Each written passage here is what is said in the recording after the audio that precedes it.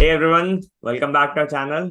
Today I'm again here with another video in the Hacker to Hacker series, and I have a very special guest, Mike Takahashi. Hey Mike, how are you? Thank you so much for having me. I've watched some of your other videos, and I'm also a fan myself, so I'm happy to be on here. Thank you, man. So yeah, Mike Takahashi, AKA TakSec. If you are following him on Twitter, you would know him. And he's a pen tester, bug bounty hunter, and an AI whisperer. He writes quite profusely on Medium. Like every other week, you would see some article, something or the other he's teaching and giving back to the community. I'll share the link for his Medium in the description below. Do check him out.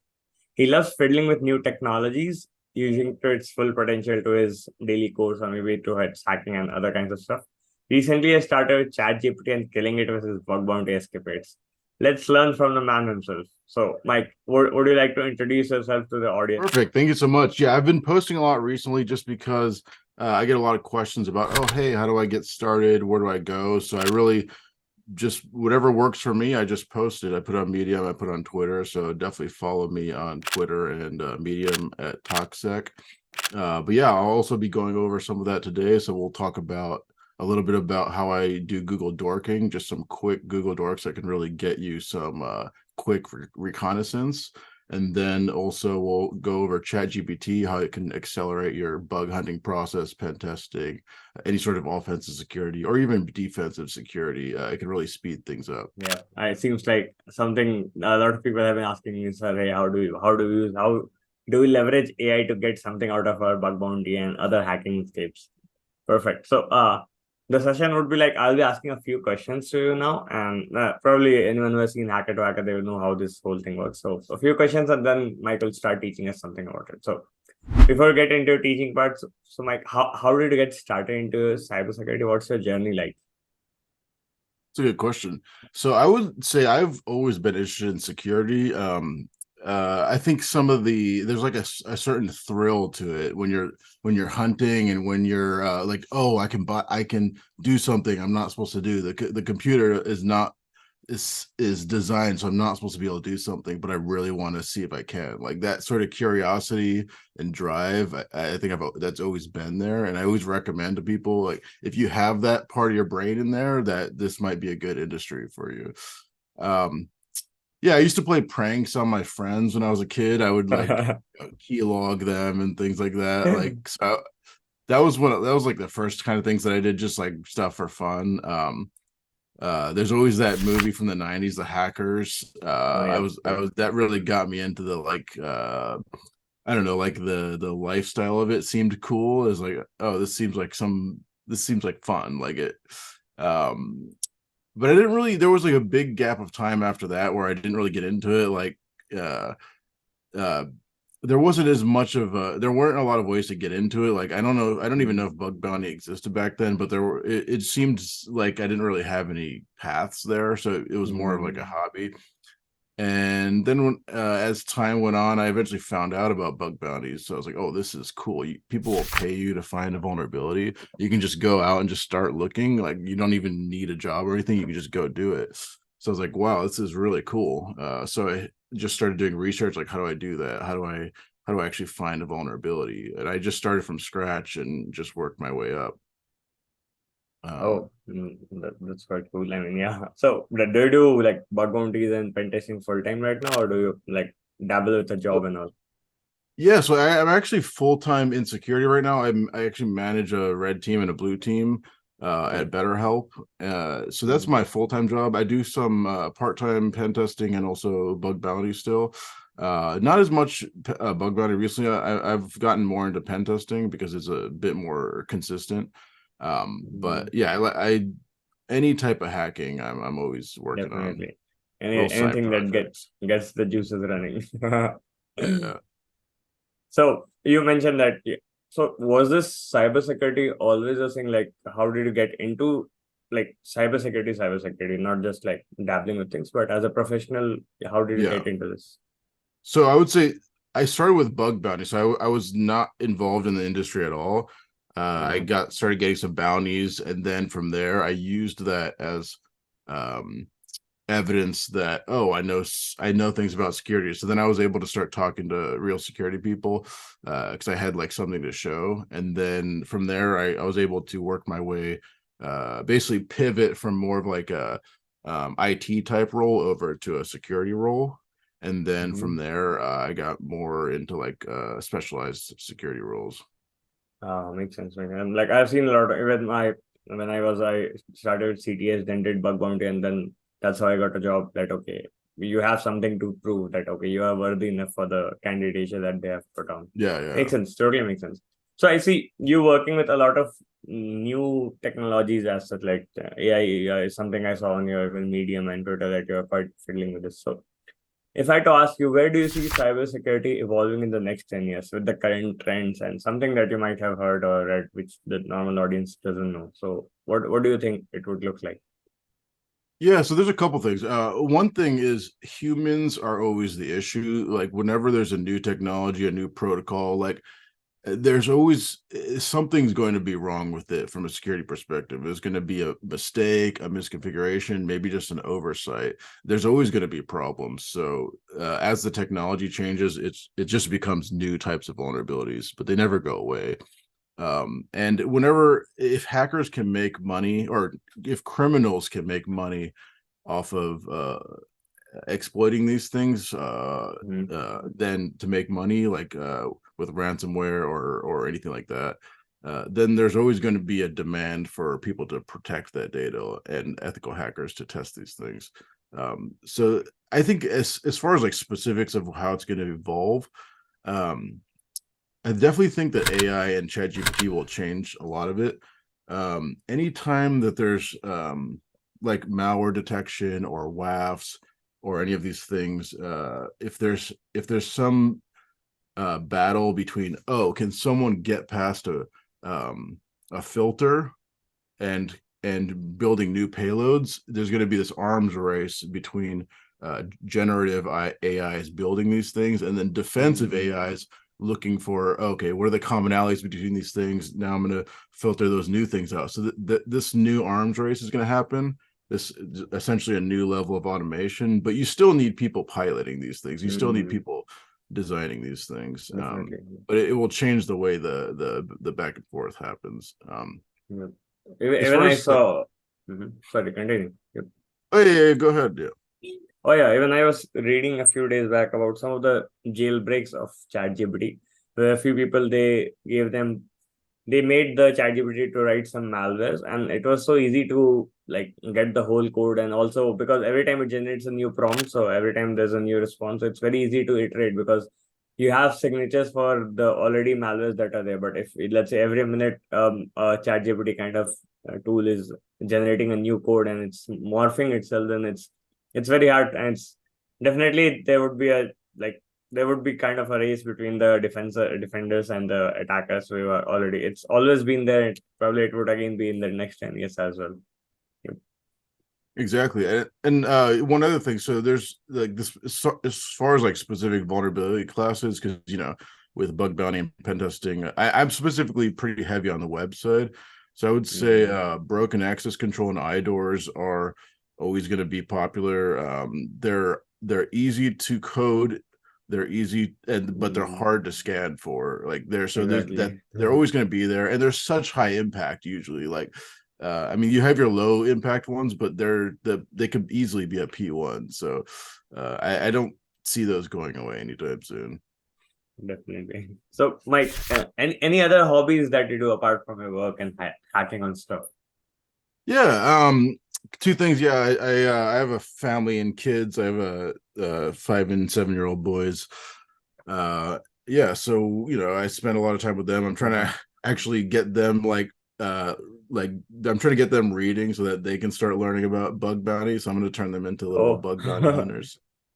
I also quite do early. I also do Brazilian jiu-jitsu, Oh, which I've seen a lot of hackers doing it, and I think that there's a certain type of personality, like people that like to hack also like martial arts because there's like sort of like a combat sort of part of it. There's like the yeah. back and forth like attack mindset like is still there. So I definitely Definitely. recommend it for hackers out there. If you have that mindset, it might be fun for you. Oh, that's really interesting. Yeah. Even I like MMA and I went to a few classes, but yeah, I have not continued it. But yeah, definitely. That gives a kick in that, okay, it's something action is happening on. Cool. Cool. With that, I end my question part of it, which is there. And so, Mike, let's start with the teaching that you have to give us. So first thing, I'm going to quickly show basic Google Dork flow. It's going to be super simple, but it always surprises me how many people don't do this because it's like such a quick, easy thing. I'm going to tell a funny story. So I've literally gotten a bug bounty sitting on the toilet. Like I did a little bit of Google dorking because like there's only so much you can do on your phone. Like you're not gonna like do a bunch of Definitely. you're not gonna put burp suite on your phone, right? So it's like Exactly. if you're out and about, if you're at a bus station or something, you're not gonna pull up burp suite, but you could still mess with your phone. So I would recommend trying some of this stuff. All right, so let's do tesla.com. All right, so this is basic, like okay, you start with your target. So what this means is site, so it's only going to look for findings that will have the domain tesla.com. And Mhm. so the first trick that I always tell people is okay, you can actually tell it how many subdomains deep to look for. So for example, if you want two subdomains deep, then you put star dot, and it will only Mhm. look for those subdomains with like many different subdomains Oh, added to it.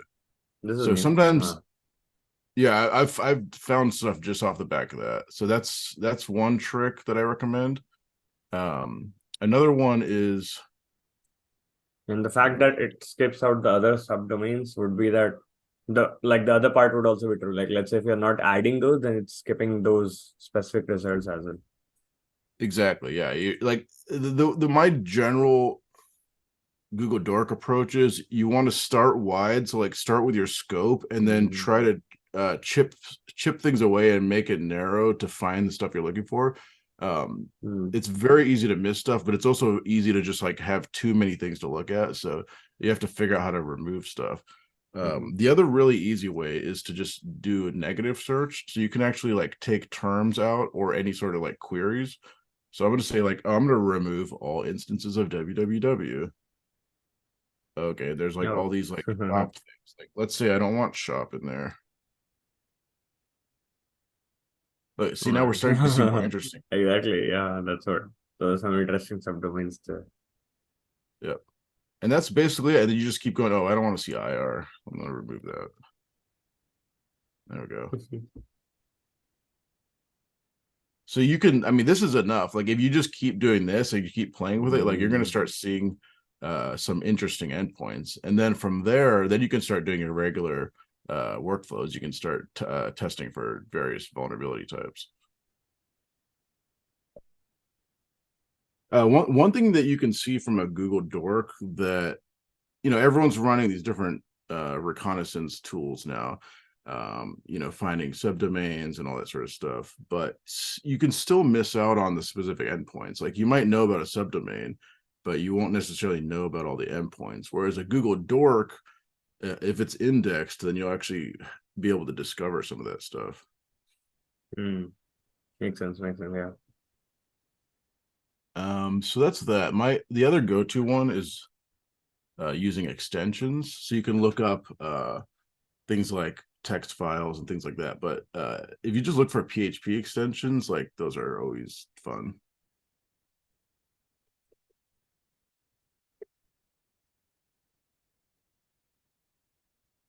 Yeah, I would Yeah. say those are like my basic go-to Google Dorks. Even I I have remember I found similar kind of there was this what was it? It was a admin console kind of thing with a default admin credential, and that was also like a PHP. The site was like it had React and everything, but they had this archaic console which was running on PHP. So I was not expecting that to find, but yeah, one of the Google Docs revealed that okay, that there are things that they have left out that is still connected to their current infrastructure.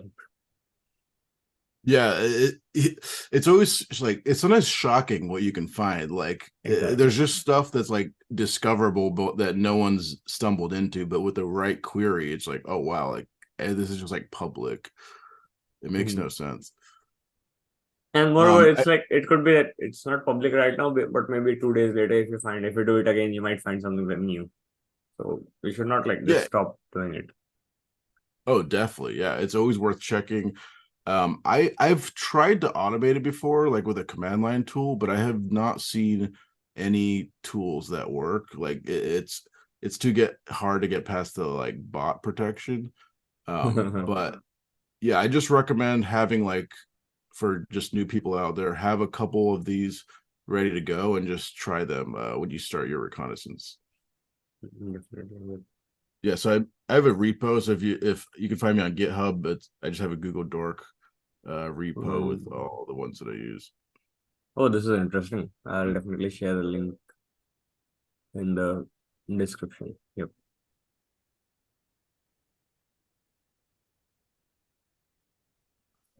I think that's enough Google Dorks.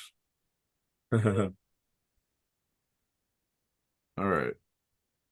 Should we do some ChatGPT fun? Yep, share. All right, so a couple of things that I've noticed recently. There's a couple things ChatGPT does well, and there's a couple things it doesn't do well, or it doesn't do as well. So it definitely anything to do with, I mean, obviously to do with language is the best. So that's one of the first things I started doing. So you can actually have it help you find a bug bounty program. So let's actually play with one of those. So for new people, we're going to use this one. Um, I always use GPT-4 if I have like my 25 messages left. It's just better. So I'm going to use that. So right now I'm going to list the top 10 easiest bug bounty programs to start based on large scope, low reward slash competition reputation, and anything else that makes it easier to get a vulnerability on.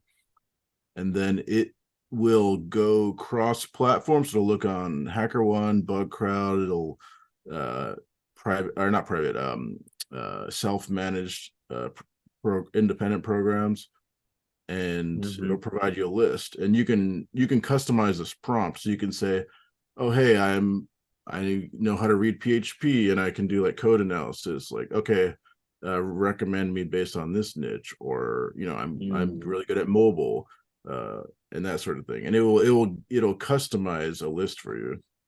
So does it also like do let's say I want to find programs that are not on bug bounty platform just to make sure that a lot of people are not looking at it. Maybe private, not private, but something that they're self-hosted or it's on their own website, something like that. That's that's a good idea. Yeah, I haven't tried that, but that actually is a really good idea. Yeah, I think you could Mm, figure out a prompt that does that for sure. yep.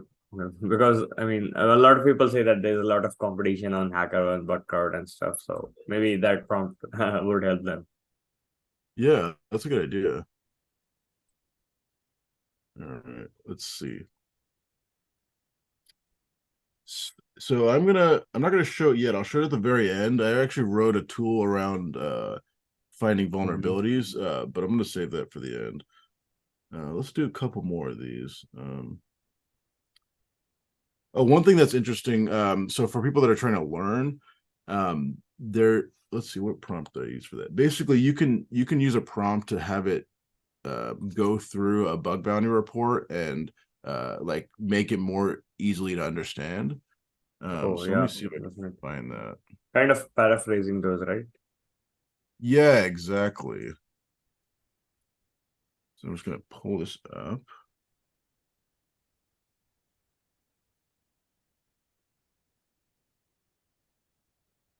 Yeah, this is from one of my Medium articles. Let's see. Oh yeah, I was Oh just yeah, this is at the seeing it very end. yesterday. So yeah, so I'm not gonna run it. So basically I said summarize the exploit for the following bug bounty report in numbered bullets to a target audience of bug bounty hunters. And then I just copy pasted the actual report from HackerOne Hacktivity. So this is what the report looked like originally. It's in Ah, Russian. okay. It's Mm. kind it's kind of complicated. Like for a newbie, like they're not going to understand what this is about, even if they translate it. It's not easy to understand, but there's like some cool techniques in there that are worth learning about.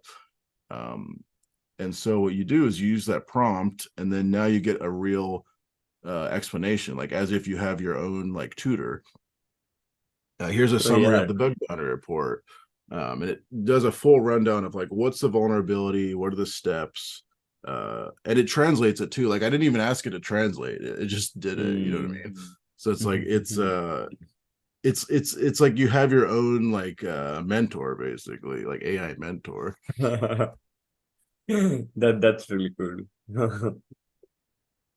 Like I wish Because I even had this when I was learning, because like sometimes like like you can't, when you're new, there's blogs and bug bounty reports that like they're hard to understand when you're new, right? It's like, where do you start? Yeah.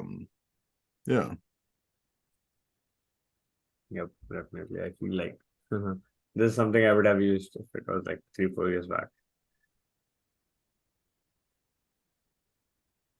Oh, this I get an idea. If people like create a, what do you say, Chrome extension kind of thing, which just summarizes a article or a blog where you have this hacking blog and you don't want to read the whole thing. It just gives a summary of it and you see, okay, this is the summary. I mean, Yeah, it would be very exactly. cool. Like, yeah, it saves so much time. Yeah, I do that all the time. Like you could just put copy paste that into ChatGPT and be like, summarize this in one paragraph or like 5 bullet points or something. Mm.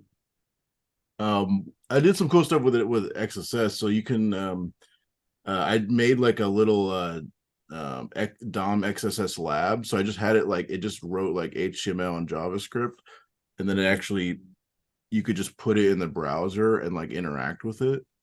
Um, Oh, I don't know if that's worth like demoing right now, but oh, definitely. I mean, that's okay if you want to demo. yeah, but basically, yeah, basically you just tell it, hey, create a fully working DOM XSS to test against locally in a browser. And it will actually write all the code, and then you can just open Mm. it in a browser tab, and then you can interact with you can interact with the parameters, and it actually will work. And like that worked like first time for me, and you can actually, then from there you could just like customize. You're like, oh, I want to test a certain type of DOM XSS with like a filter, Mm. and you could just make your own. Like you don't have to like go hunt for the right lab uh to learn Oh, from. You can actually just like mm, make your yep. own. Yep, that totally makes sense. I mean, yeah, I mean, that would be easier and because it works so, I mean, you can fiddle around and change a few things here and there and see how that is working and what's the different parameters are there. Definitely. Yeah, Yeah. and like it used to be, oh, you need to know like all the how to code all this to make it. But Mm. now it's like, even if you're new and you don't know how to do it, like you can make this stuff from scratch, and it's pretty cool. Yep. Yeah, I think those are the main ones. I mean, I have a whole repo on this that's worth checking out with all the Oh, prompts. definitely. Yep. It does take some time to like get the right prompt dialed in. So hopefully this is useful for people. Oh, definitely. Yep. I'll be sharing this as well. Yeah.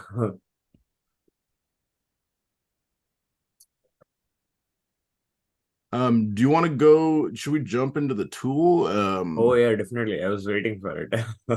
Yeah. So I just want to preface this with like it's in a like, it's basically like in an alpha stage right now. So it's not exactly what I want in the final product yet, but it's kind of cool. So the basic idea was, Mhm. um I was fiddling with these different large language models and realizing like, hey, they're good at reading code. Mhm. They can explain what the code is doing, they can analyze the code. So I was like, okay, there's a JavaScript analysis is like a big part of web pen testing, right? Definitely. Yep. um but there's two things that um are an issue. One, it's you don't always know what the JavaScript is doing if it's really complicated. It's not like easy to tell. And Mm. then there's also like finding the vulnerabilities is also difficult.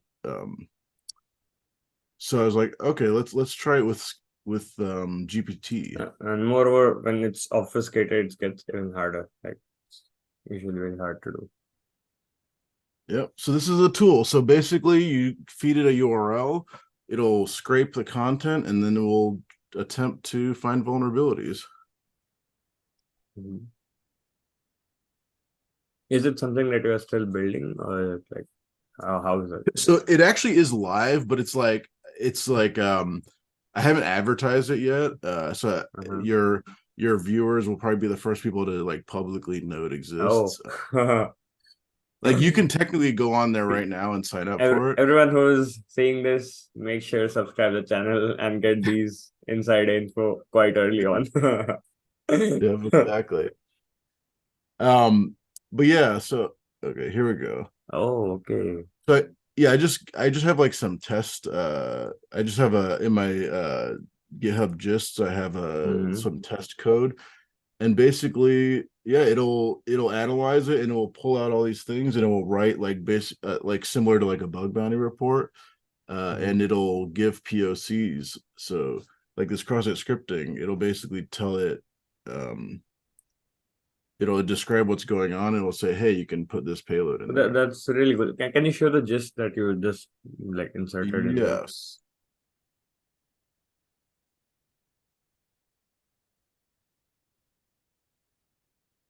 Okay. So you already had a vulnerable just there and you just tried to, and oh, that's nice. So you wanted to show how it's figuring out things and finding out the vulnerabilities there. Yeah, Oh, like yes, the your first injection step is hard like coded. if it's obviously vulnerable, like is it going to find it? So I've tested that with a few different ways. I did a couple different purposely vulnerable Mm-hmm. JavaScript and HTML files, and then I also did and there was like a couple other products out there like static analysis tools that have their own example code, and it actually Mm-hmm. performed. I'm not going to name like the specific tools, but basically like it performed just as well or better than some of those tools. Like the one like they're actually using it as like their example. Mm-hmm. And then I also looked at like old versions of jQuery and stuck them in here, and it could also find those vulnerabilities. Um, Oh, I don't know that's the jQuery one. I'm not sure if it knows that because of it can see reports of the CVEs, or if it's okay. actually finding the vulnerability. Like Finding it's those telling on me why, but that would be really um, cool. it still knows. Um, Oh, that's yeah, really and it can cool. and it like it can notice things that like people might not program into their scanner. So like, oh, hard coded Mhm. credentials, even if it doesn't know what the credential is, like it can notice things that a scanner wouldn't notice Yep. necessarily unless you specifically code it in there. Even I'm seeing that there's this infinite loop, there's SSRF and specific input, how it's happening. Even like they have also mentioned this LLM has also mentioned that there's a CSRF which is predictable, which can allow the attacker to forge it. That's not something you usually see in scanners. Yeah, That's yeah, really and good. like also, do you have an issue with scanners sometimes where like the write up that the scanner provides is like nonsense? It's like some sort of template, That's but true. it makes That's true. the That's true. explanation like makes no sense. That's um true. yeah, that's one thing that a GPT powered tools like this one is good at. Like it's good at the explanations too, or it can like rewrite a like a pen test report or a bug bounty report. Like it can just do it Mm. automatically because that's what it's good at. So I Oh. showed you what it's good at. I also have to have a disclaimer though. There's things that it's not good at. Like it also will give you false positives. Um, Mm. I don't know. I haven't tested it enough to know like the rate of false positives with uh other tools out there, like Burp, Passive Scan, or anything like that. I Mm. think it's similar. Like what's your experience with like JavaScript analysis tools like telling you about vulnerabilities? Like, do you have a high success rate with those, or is like there a No. high No. false positive? Yeah, I I don't say. I have very few that I've actually like turned into Mm. real vulnerabilities off of those tools. Um, so I feel like Mm-hmm. there is definitely is a lot of false positives with this through my Mm-hmm. testing, but it's also I don't know that it's any more than the existing tools. Like it might be the same. So I'm just curious. So when they're planning to launch this, I mean, a lot of people would definitely want to use it, get some free credits, or start just on this one. Yeah, so the way it works right now is you can sign up. Anyone can just Mm-hmm. sign up. We have to put a cost to it because like it costs money to like use GPT. But Oh, you so basically because you're using their API, so you have to pay it to them. So there's a cost to that. yeah, so we put something on there.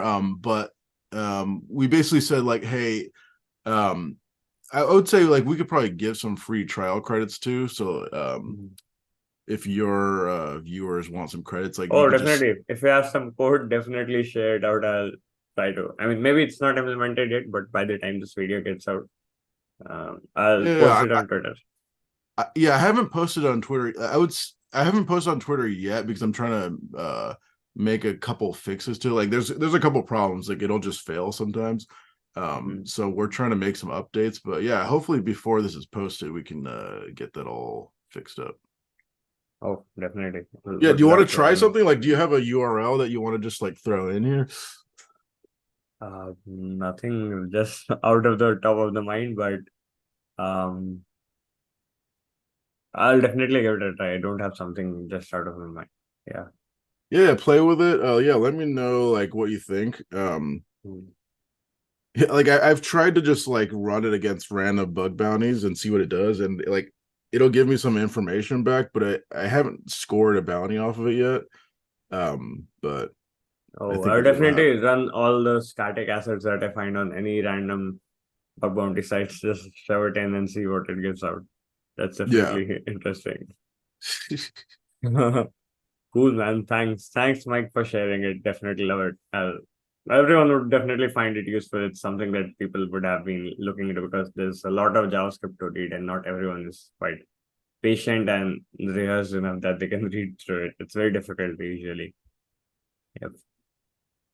Yeah, and I also want to give a shout out to my friend Adam Sturge, who's he really built most of this.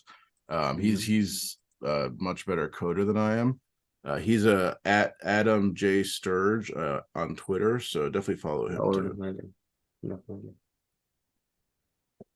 Mhm. Thanks, Mike. Thanks for taking out the time to be with us on the show. Love the conversation. And anyone who is wanting to interact with Mike, please do check him out on Twitter. I'll share the handle in the description as well. And if you have any questions, feel free to ask him.